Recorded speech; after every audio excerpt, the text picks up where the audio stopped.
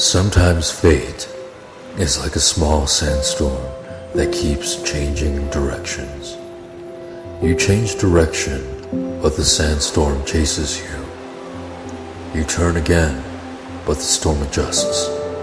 Over and over, you play this out, like some ominous dance with death just before dawn. Why?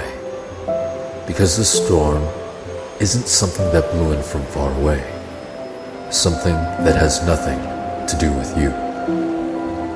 The storm is you, something inside of you. So all you can do is give in to it, step right inside the storm, closing your eyes and plugging up your ears so the sand doesn't get in, and walk through it, step by step. There's no sun there, no moon, no direction, no sense of time, just fine white sand swirling up into the sky like pulverized bones. That's the kind of sandstorm you need to imagine. And you really will have to make it through that violent, metaphysical, symbolic storm. No matter how metaphysical or symbolic it might be, make no mistake about it.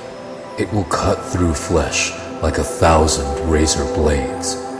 People will bleed there, and you will bleed too. Hot, red blood. You'll catch that blood in your hands, your own blood, and the blood of others. And once the storm is over, you won't remember how you made it through, how you managed to survive. You won't even be sure, in fact, whether the storm is really over. But one thing is certain.